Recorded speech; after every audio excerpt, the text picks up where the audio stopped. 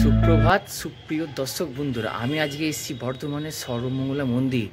এই মা বর্ধমানের অধিষ্ঠাত্রী দেবী, দেবীর সতীপীঠের এটি একটি অন্যতম সতীপীঠ। এখানে দেবী নাভি পতিত হয়েছিল এই স্থানে। তো তারপর থেকে এইখানে দেবী মা সর্বমঙ্গলা রূপে প্রতিষ্ঠিত হয় বর্ধমানে। তো ভিডিওটা তোমরা শেষ অবধি দেখতে থাকো, তোমাদের আমি মন্দিরটা দেখাবো, কোথা থেকে ফুল নিতে হয়, কীভাবে তোমরা আসবে, সবটা থাকবে এই ভিডিওটিতে। তোমাদের কোনো অসুবিধা হবে না। যদি কিছু ইনফরমেশান আমি মিস করে থাকি তো কমেন্টে বলবে, তোমাদের যেটা জানার আছে আমি সেটা তোমাদেরকে বলে দেবো। তো তার আগে তোমরা মন্দিরটা একবার ঘুরে দর্শন করো। দেবীর 51 সতীপীঠের অন্যতম একটি সতীপীঠ হচ্ছে সর্বমঙ্গলা মন্দির। এখানে দেবীর নাভি পতিত হয়েছিল। আর এই দেবীকে অর্থাৎ সর্বমঙ্গলা দেবীকে বর্ধমানের অধিষ্ঠাত্রী দেবী বলা হয়। এটা হচ্ছে প্রবেশপথ, আর এই মন্দিরে দুটো প্রবেশপথ। তো আমি এখন এটা অন্য একটা প্রবেশ পথ দিয়ে প্রবেশ করলাম, আর আরেকটা যেটা প্রবেশ পথ আছে সেটা তোমাদের আমি ভিডিওতেই দেখাবো। এই মন্দিরে যখনই আসি না কেন মনটা পবিত্র হয়ে যায়, ভক্তি প্রেম জেগে ওঠে। এই মন্দিরে মায়ের কাছে শুদ্ধ মনে প্রার্থনা জানালে মা সেই মনের ইচ্ছা পূরণ করেন। আর এই মা খুবই জাগ্রত। মাকে তোমরা অন্তর থেকে যাই বলবে, মনের কষ্ট মাকে জানাবে, মা ঠিক তোমাদের মনের কষ্ট দূর করে দেবে।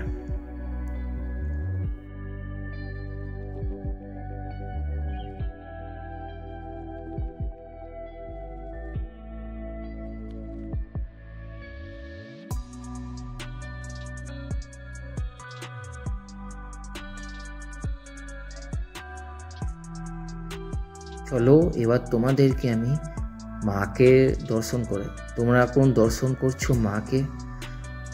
জয় মা সর্বমঙ্গলা, মা সকলের মঙ্গল করো মা গো। আর এটা হচ্ছে প্রণামী বাস্ক। তো তোমরা যারা মায়ের মন্দিরে আসবে তো মায়ের জন্য প্রণামী বাক্সে তোমাদের মনের মতো করে দান করতে পারো।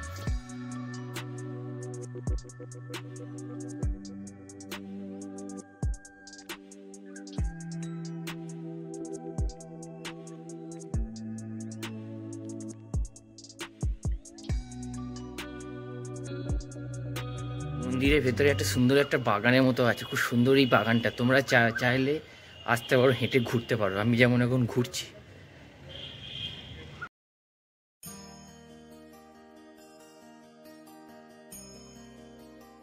খুব সুন্দর এই বাগান। এই বাগানে আসলে মনটা পুরো শান্ত হয়ে যায়। তোমরা যদি সংসারের নানা কষ্ট পেয়ে মায়ের কাছে আসো, সেই কষ্ট থেকে মুক্তি পাওয়ার জন্য মায়ের কাছে প্রার্থনা করো, তো তার সঙ্গে যদি বাগানটাও যদি তোমরা ঘোরো বা প্রদক্ষিণ করো না, বাগানের এত সুন্দর শান্ত স্নিগ্ধ পরিবেশ মনটাকে শীতল করবে। তো অবশ্যই আসো, এই চারপাশটা একটু ঘুরে দেখো, খুব সুন্দর এই বাগানটা।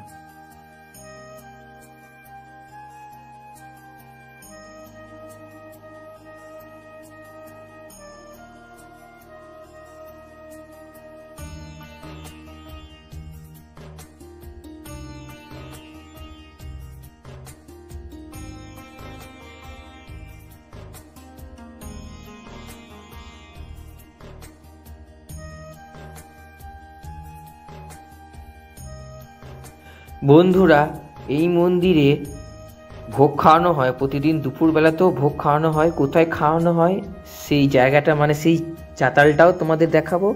এবং ভোগ ঘরটাও তোমাদেরকে আমি দেখাবো। তো তোমাদের কাছে একান্ত একটাই অনুরোধ, তোমরা ভিডিওটা শেষ অবধি দেখো, তাহলেই সব কিছু দেখতে পারবে এবং কিভাবে আসবে না আসবে সেই ইনফরমেশনও তোমরা পেয়ে যাবে। আর দেখো, এটা হচ্ছে ধূপদানি, এখানে সবাই এসে ধূপ দেয়।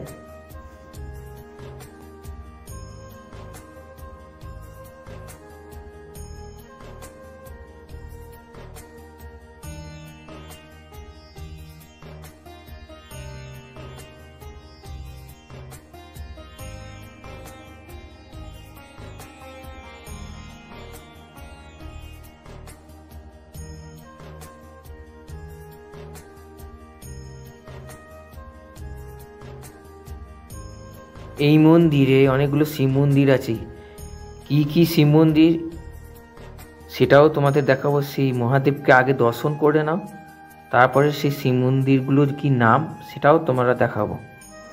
আর সামনে হচ্ছে হাঁড়িকাঠ, তোমরা সেটা দেখতে পাচ্ছ।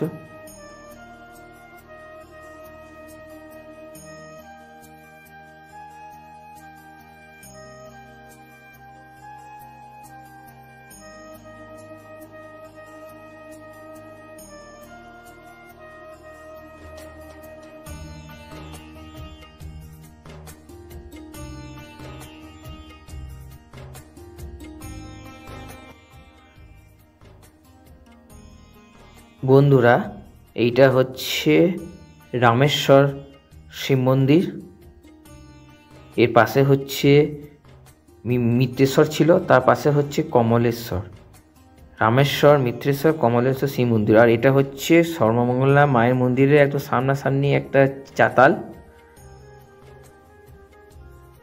আর দেখো, ওই সামনে আর একটা বড় চাতাল আছে, এইখানে প্রতিদিন দুপুরবেলাতে ভোগ খাওয়ানো হয়, তো তার জন্য আগে থাকতে কুপন কাটা হয়।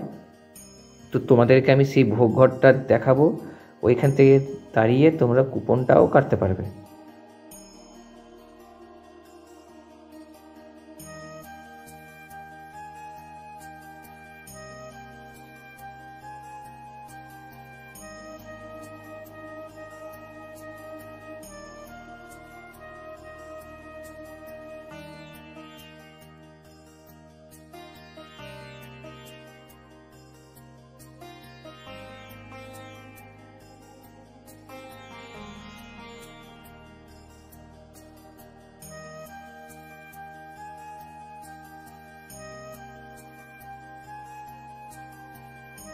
আর পাশেই দেখো, খুব সুন্দর একটি হাত ধোয়ার জন্য জলের ব্যবস্থা আছে।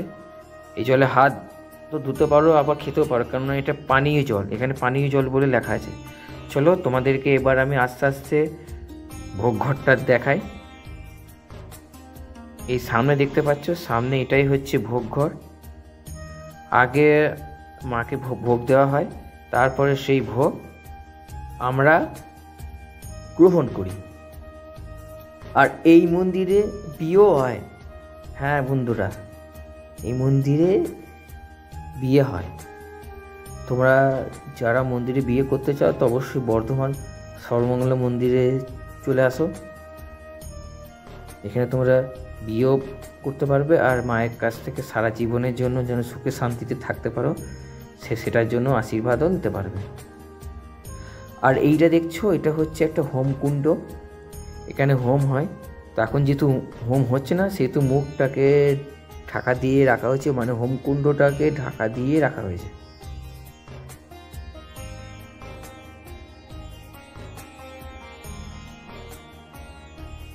সামনে একটা মায়ের বেদি আছে বটগাছের গোড়াতে, আর এখানে বিভিন্ন রকমের তাগা বিক্রি হয়।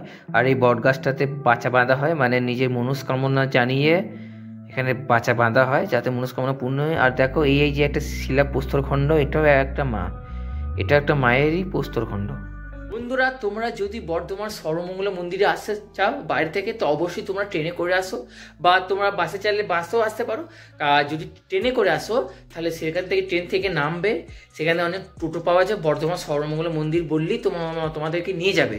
আর তোমরা যদি বাসে করে আসো তো অবশ্যই বর্ধমান স্টেশনে ওইখানে নামবে বাস থেকে, এবার ওখান থেকে টোটো করে যাবে সর্বমঙ্গলা মন্দির। সেক্ষেত্রে তো ভাড়াটা বেশি নিতে পারে, তো তোমরা চাইলে পূর্তবহন বাসে চাপতে পারো। তো সেখান থেকে করজন গেটে নেমে টোটো করে সর্বমঙ্গলা মন্দিরে আসতে পারো।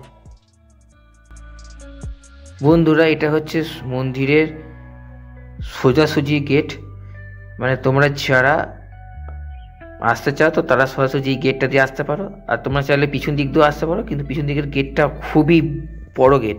আর দেখো এখানে অনেক তোমরা পুজো দেওয়ার জন্য পুজো দেওয়ার সামগ্রী সমস্ত জিনিস পেয়ে যাবে। আর বাঁ দিকে আর একটা মন্দির আছে, সেটা হচ্ছে ধনেশ্বর মন্দির। তো যাই হোক, তো দেখো আমি এই গেটটা দিয়ে প্রবেশ করেছিলাম, তো আমি জাস্ট এই গেটটা দিয়েই আবার প্রবেশ করব। তো এইখানে গাড়ি রাখতে পারো, মানে বাইক মোটরসাইকেল 4 চাকাও এখানে রাখা যায়। আর দেখো বাঁ দিকেও একটা মহাদেবের একটা মন্দির আছে। তো চলো ভেতরে আমরা মহাদেবকে দর্শন করি, আর তোমরা মহাদেবের কাছ থেকে আশীর্বাদও নিয়ে নাও। হর হর মহাদেব, জয় শিব শম্ভু, জয় ভোলেনাথ, জয় ত্রিপুরারি।